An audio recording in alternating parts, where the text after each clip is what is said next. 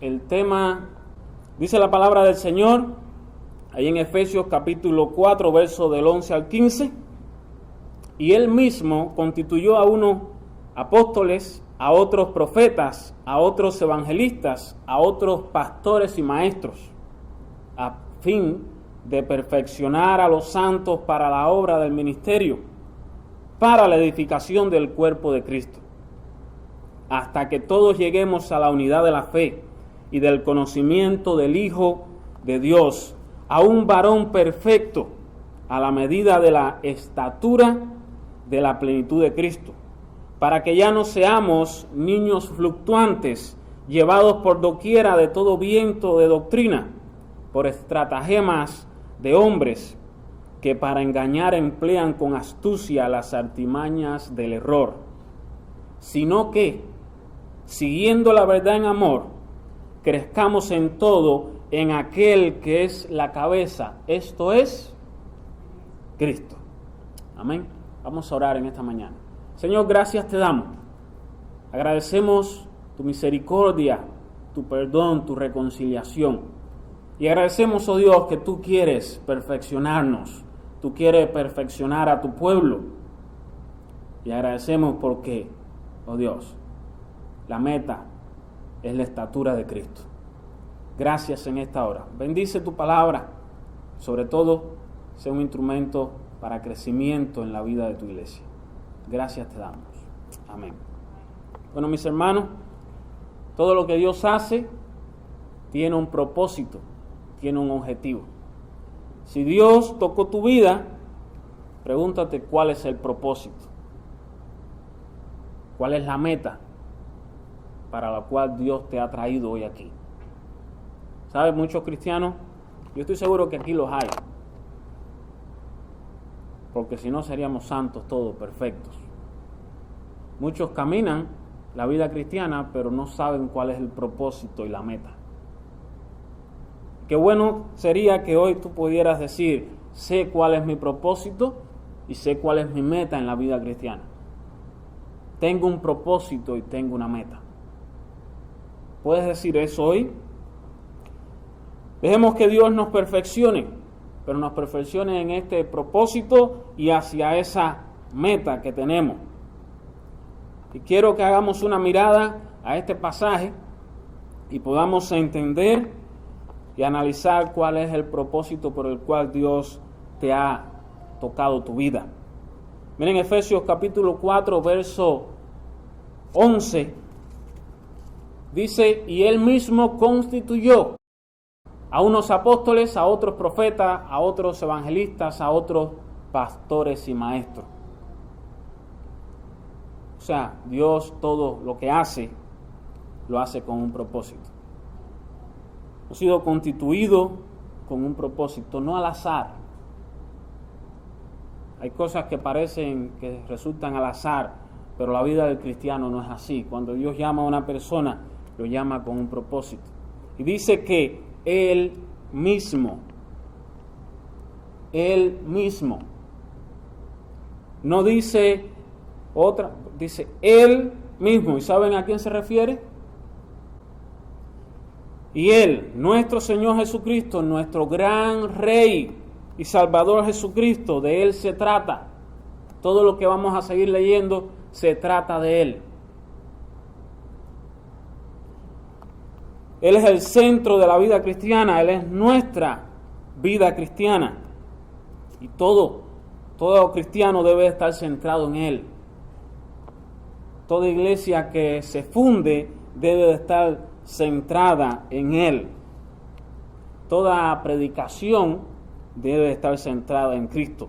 Dice que Él mismo constituyó. Toda doctrina de la iglesia debe estar centrada en Cristo. Y muchas veces leemos este pasaje y no nos fijamos en ese Él mismo. De Él se trata. Todo mensaje que tenga la iglesia, si no está centrado en Él, no es un mensaje correcto. Dice Pablo, si alguien predicara un evangelio diferente al que hemos anunciado, sea maldición. La palabra que usa la Reina Valera dice anatema, sea maldito. Y aquí en este pasaje, lo primero que encontramos es que de Él se trata, Él mismo constituyó. Cuando habla de que constituyó, se refiere a que el Señor capacitó, el Señor da dones, capacita a hombres, capacita a mujeres para que guíen su rebaño. Eso es lo que significa que Él constituyó. La palabra constituyó, la palabra que se usa en el griego, tiene varios significados que son sinónimos en español. Significa constituyó, significa dio, o sea, Él dio, Él estableció, Él ordenó. Dios es un Dios de orden, dice Pablo, no es de desorden. Y Dios quiere perfeccionarnos y para esto ha ordenado ciertas cosas, ha establecido ciertas cosas, les ha dado a la iglesia ciertas cosas que vamos a ver con un propósito. Dice que ordenó, estableció y todo lo que implica esta palabra a apóstoles, a profetas, a evangelistas, a pastores y maestros. Y cuando vemos esto decimos, bueno, Dios necesita de estas cosas, Dios necesita de nosotros.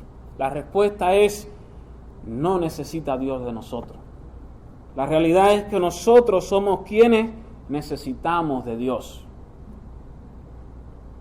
Nosotros somos los que necesitamos de la presencia de Dios continuamente en nuestras vidas. Y muchos pueden decir, ¿qué sería de mi vida si Dios no estuviera presente? ¿Cuántos lo pueden decir? ¿Qué sería de nuestras vidas si Dios no estuviera presente? Un predicador dijo, difícil cosa, es difícil debe ser caer en manos de un Dios airado contra el pecado. Vamos a entender estos términos que son mencionados aquí, porque muchos los usan, pero muchos no saben lo que significa. Dice que Dios constituyó, lo primero, ¿a quiénes? Apóstoles. La palabra apóstol en griego significa enviado. Pero hay varios requisitos que tienen los apóstoles. Hay 3 requisitos fundamentales para los apóstoles. Primeramente, los apóstoles fueron llamados por el Señor, fueron comisionados por el Señor. Si miren el registro bíblico, todos los apóstoles fueron comisionados ¿por quién? Por el mismo Jesús. Y este pasaje dice que Él mismo constituyó. No fue la iglesia quien los constituyó como apóstoles. Fueron llamados por el Señor. Por nombre los llamó. Y algunos ni los conocían. Los llamó de todos los tipos, a muchos letrados, pero a otros simples pescadores. Le dijo, deja tu red y sígueme. Segundo requisito, los apóstoles vieron al Señor. Pero no solo lo vieron en vida, lo importante es que lo vieron resucitado. Y si se dan cuenta, cuando Pablo introduce sus escritos, siempre menciona algo. Yo, apóstol de quién? Apóstol de Jesús, comisionado por quién? Por Jesús. Había visto al Señor resucitado. Y un tercer requisito de un apóstol es haber recibido el conocimiento del Evangelio por revelación. Todos los apóstoles recibieron el mensaje del Evangelio por revelación. 3 características fundamentales para esto. Tenemos profeta. La palabra profeta ha sufrido unos cambios en cuanto al uso que tiene. Pero un profeta, popularmente, profeta es uno que predice, es uno que revela, por así decir, el futuro, el porvenir. El significado es uno que habla en nombre de otro, por otro. Pero hoy en día el término profeta tiene una función, por así decirlo, un paralelismo moderno con la persona que predica el mensaje.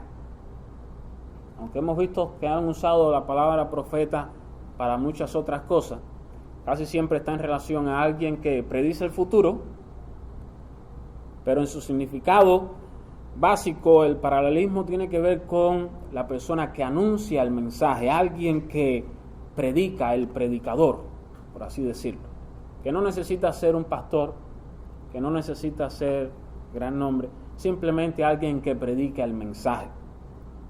En el Antiguo Testamento era un poco diferente. El profeta era quien anunciaba la palabra de Dios.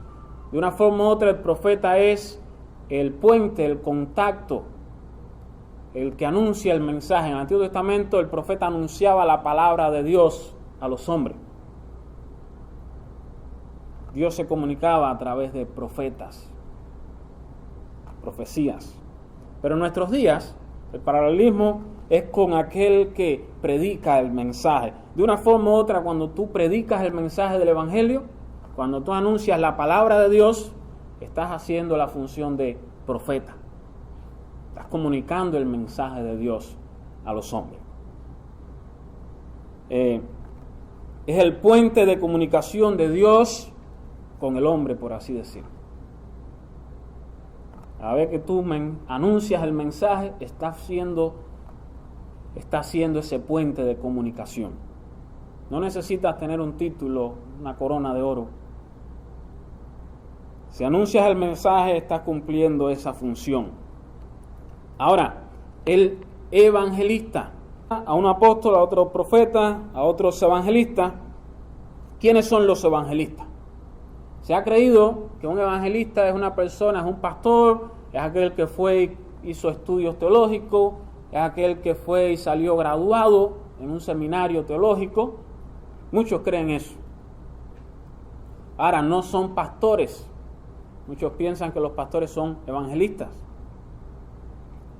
No son pastores. Los evangelistas a los que se refiere Pablo, aquí eran hombres de Dios que estaban ahí en medio de su comunidad pagana, en medio de esas ciudades paganas. Eran personas que estaban allí anunciando el mensaje del Evangelio. Personas que estaban allí simplemente arrepiéntanse y crean en el reino de Dios, anunciando el mensaje de Jesucristo. Son personas que no tenían una congregación como tal, personas que simplemente anunciaban el mensaje. Tenemos un ejemplo clásico, Juan el Bautista. ¿Qué hacía Juan el Bautista? Iba anunciando el mensaje de Jesucristo. Personas que hacían eso, que no tenían una congregación, anunciaban, predicaban el mensaje. Los apóstoles también hicieron esto, anunciaban el mensaje. Ravenhill, pero dice: un evangelista popular llega a tus emociones. Un verdadero profeta llega a tu conciencia. La pregunta final no es si usted fue estimulado, la pregunta es si usted fue cambiado. Y de una forma u otra, el propósito por el cual estas personas estaban era para anunciar el mensaje, para transformar vidas, no para tener miles y miles de seguidores. Tenemos, último término mencionado, pastores y maestros. Es uno solo. Usted dirá, bueno, hay dos, pastores y maestros. Pero en la expresión griega usada acá se refiere a una sola persona. Es una construcción gramatical que están enlazadas y se refiere a un mismo tipo de persona. No se mencionan. O sea que aquí hay mencionado 4 cosas. Y la última implica pastores y maestros, una sola persona. Hace referencia a esta una sola persona que debe de estar capacitado también para enseñar. Justamente muchas veces lo mencionan, lo ven como cosas separadas. Pastores que enseñan a la congregación. Estas personas son puestas por Dios. Estas personas son puestas por Dios, pero deben de ser reconocidas por la iglesia. Y esto es como el campesino que posee instrumentos para poder lograr la cosecha. Estas personas de una forma u otra son los instrumentos de Dios para cosechar en su reino. Los apóstoles, profetas, evangelistas, pastores y maestros son el instrumento de Dios para su reino, para la obra de su reino. Él constituyó a cada una de estas personas con un propósito, y el propósito es usarlos para beneficio como instrumento de su obra. Este es el único propósito: ser un instrumento en la obra del Señor. Ahora, ¿cuál es el propósito? Porque Dios no hace las cosas así al azar. Dios tiene detrás de todo un propósito, y un propósito definido. Dice el verso 12: a fin de perfeccionar a los santos para la obra del ministerio, para la edificación del cuerpo de Cristo. Todo lo que Dios hace tiene un propósito. Dios constituye apóstoles, profetas, evangelistas, pastores y maestros con el propósito de perfeccionarte. ¿Estás dejando que Dios te perfeccione? Dice que Él mismo, no fue cualquier persona, fue el Mesías, el Hijo de Dios, nuestro gran Dios y Salvador Jesucristo. Él mismo comisionó, dio, estableció, ordenó, con el propósito de perfeccionar a los santos. ¿Quiénes son estas personas? ¿Quiénes son estas personas? Hay pocos santos aquí. ¿Quiénes son estas personas? Los hijos de Dios. Aquellos que han gozado de la salvación del Señor. La iglesia. Aquellos que gozan de vida eterna. No todos los que visitan una iglesia, no todos los que dicen creer en Dios, los que han gozado de la salvación del Señor. El propósito está bien definido, y en realidad son dos propósitos, porque hay dos para. Cada vez que usted ve un para en la Biblia, deténgase y vuelva a leer. A fin de perfeccionar a los santos. Una buena ilustración es un alfarero. ¿Saben lo que hace el alfarero? El alfarero coge un poco de tierra, de barro, algo que nadie mira, algo que nadie quiere, que no sirve para más nada que pasarle por arriba, y lo monta en un torno, lo procesa, y ¿saben lo que crea? Una obra de arte. Y hay piezas de alfarería que cuestan millones de dólares. Ahora, Dios hace lo mismo. Dios coge al hombre muerto, que no sirve para más nada que la ira y la condenación, y lo monta en un torno y lo procesa y crea una obra de arte. Coge a un desamparado y lo convierte en un hijo de Dios. El propósito está bien definido. Dios quiere perfeccionarte. Esto será un proceso doloroso. Miren, si el barro sintiera, le doliera. Yo he visto cómo trabajan el barro y lo pasan por máquina. Y lo pican, y lo pican, y lo pican, y lo procesan, y le sacan todas las impurezas. Y lo siguen procesando. Y por último cae en manos del alfarero. Y ahí le da, lo moldea, y lo moldea, y lo moldea. Y cuando a veces no quiere coger la forma, lo vuelve a destruir y lo vuelve a formar. Es un proceso doloroso. Dios quiere perfeccionarte y no va a ser fácil. Es un proceso que va a tomar a veces toda la vida. Este proceso se llama santificación. Dios conoce mejor tu necesidad que tú mismo. Y Dios va a usar aún el dolor, el sufrimiento para este proceso de santificación. Dios conoce tus necesidades, Dios conoce tus luchas, Dios conoce tu corazón mejor que tú. De eso puedes estar seguro. De esta manera le glorificamos. Miren, hay dos para. El primer para tiene que ver, dice, para la obra del ministerio. Para eso quiere perfeccionarte. No para que vengas acá todos los domingos y el resultado de eso, el banco se rompe de tanto uso. Dios quiere usarte para la obra de su ministerio. No solamente para que tú vengas y ocupes un espacio el domingo, sino Dios te quiere usar para la obra de su ministerio, que no está aquí en estas 4 paredes. Este no es el ministerio. Esto es una pequeña parte del ministerio. Dios te quiere perfeccionar para el verdadero ministerio, donde ocupas todo tu tiempo, donde estás en la mayor parte de tu tiempo. Dios conoce toda tu vida y Dios va a obrar en ella, pero quiere perfeccionarte para esto, para la obra de su ministerio. Y aquí donde podemos demostrar el amor de Dios. Ahora miren, cómo usted puede ir y decirle al mundo, miren mi fe, conozcan mi fe en Dios. ¿Cómo usted puede ir al mundo y decirle que es un buen cristiano, un buen hijo de Dios?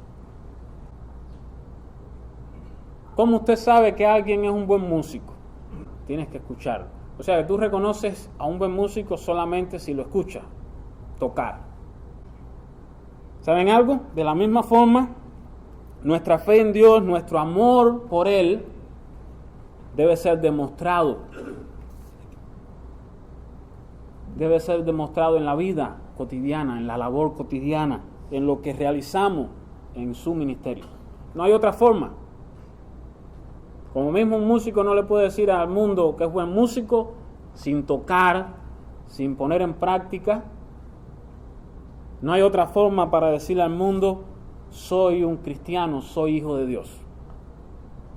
Una sola forma de hacerlo, poner en práctica el amor de Dios, nuestra fe en Dios, en la labor diaria, cotidiana. El otro dice, para la edificación del cuerpo de Cristo. Para la obra del ministerio y para la edificación del cuerpo de Cristo. El primero apuntaba a la obra de Dios. Este segundo apunta al papel que jugamos nosotros en esta obra de Dios. ¿Cuál es el papel que jugamos? Para la edificación del cuerpo de Cristo. Para esto Dios quiere perfeccionarte.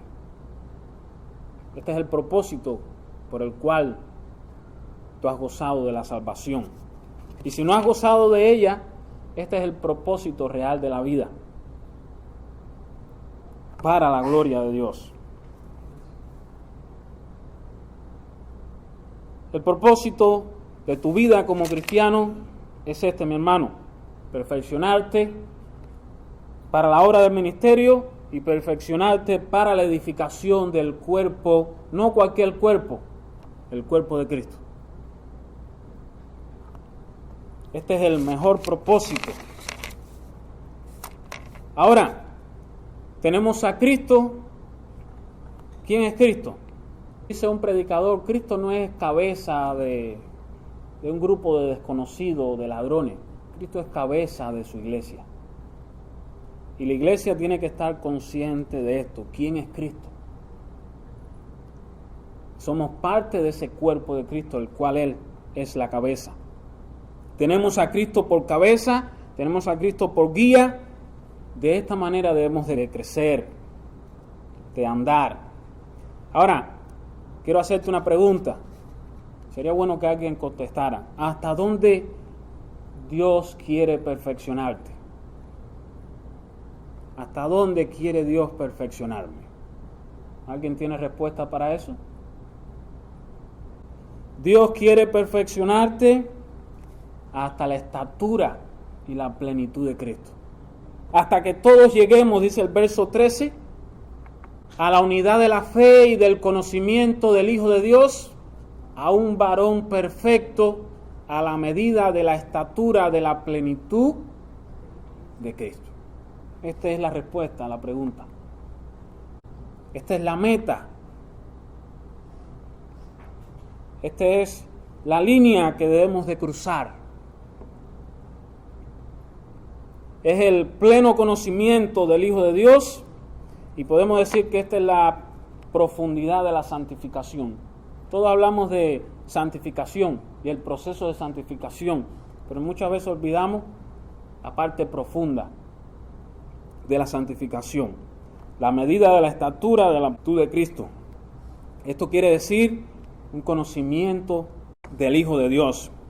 Ser perfecto como Cristo es perfecto, de tal manera que Cristo se refleje en tu vida. Pedro dice esto: vosotros sois linaje escogido, real sacerdocio, nación santa, pueblo adquirido por Dios, pueblo que fue comprado por la sangre de su Hijo, pero con un propósito, para que anunciéis las virtudes de aquel que nos llamó de las tinieblas a su luz admirable. Otro pasaje dice que Dios nos sacó del reino de las tinieblas y nos trasladó al reino de su amado Hijo. El verso 14 define un poco más esto, define un poco más el por qué tenemos que llegar, por qué tenemos que enfocarnos en esta meta, en la plenitud de Cristo. Miren lo que dice el verso 14. Y sería bueno que tengas presente esto. El conocimiento de Dios no se encuentra en las telenovelas, no se encuentra en la televisión, no se encuentra en el internet. ¿Saben dónde se encuentra? En las Escrituras.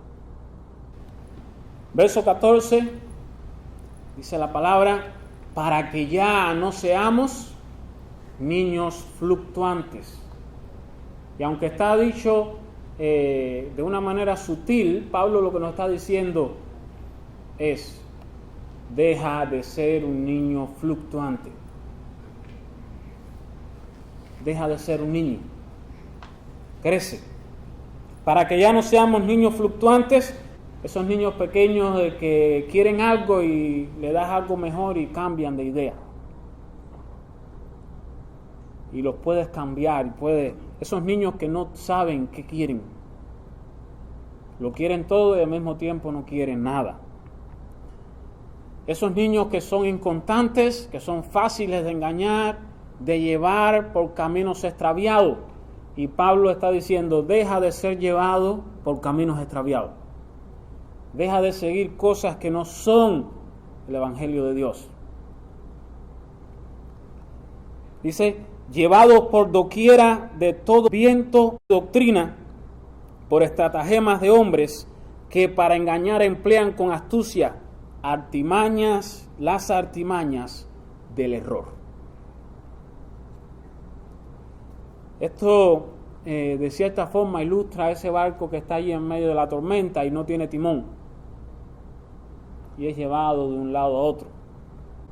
Ahora, los cristianos que no están firmes en el Señor, que no están arraigados en las Escrituras, son así, pueden ser llevados.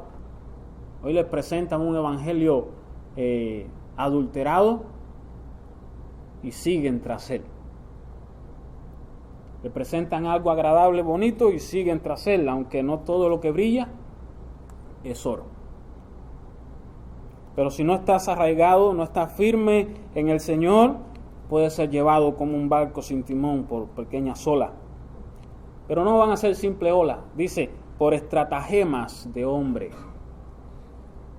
Estratagemas de hombre. Todas las doctrinas extrañas que hay no son doctrinas que se presentan feas.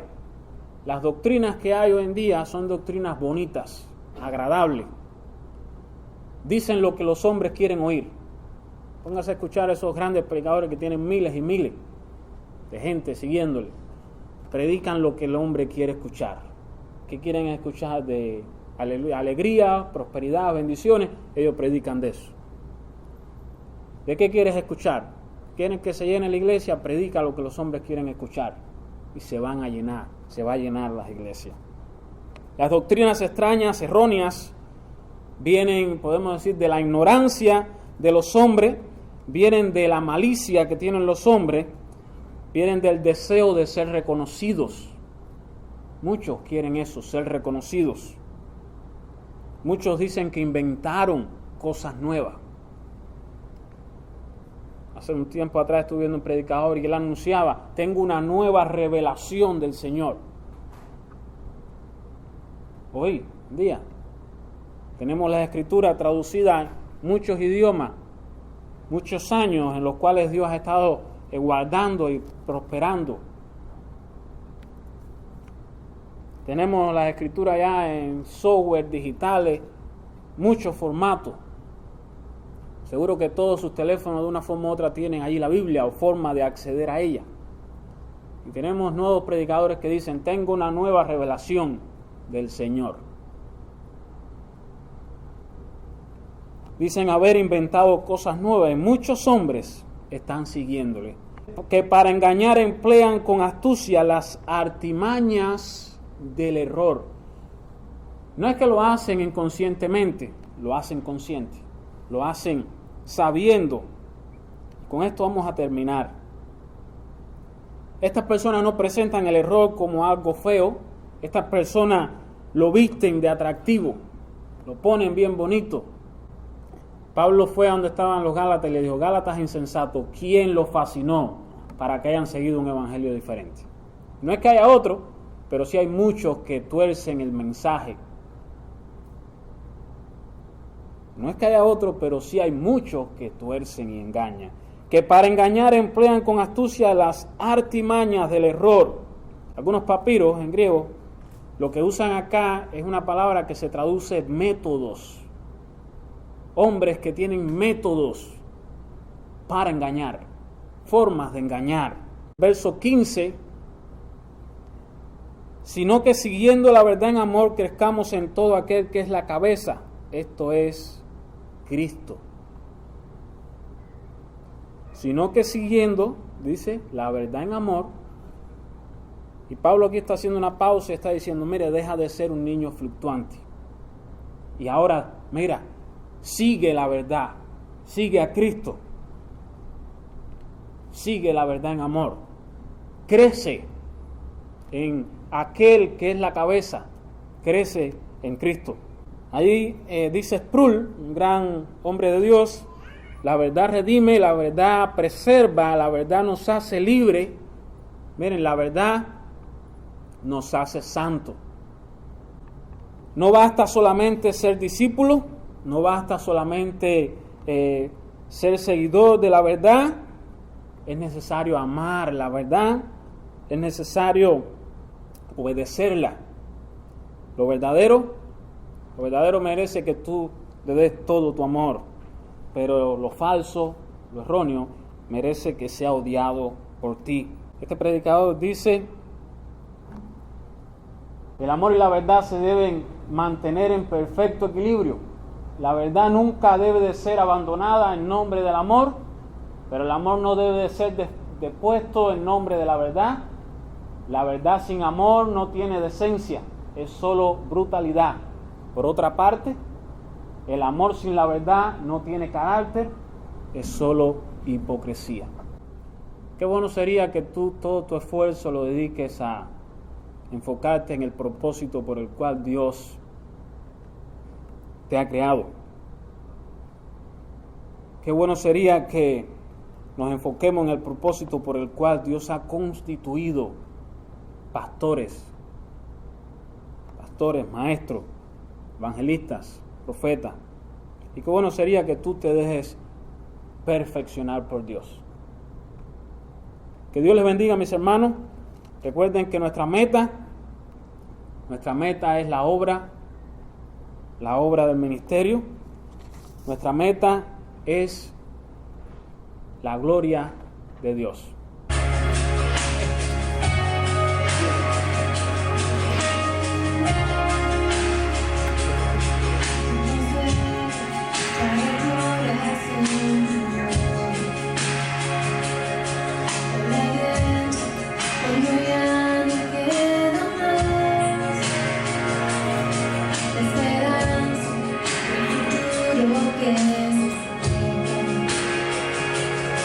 No confianza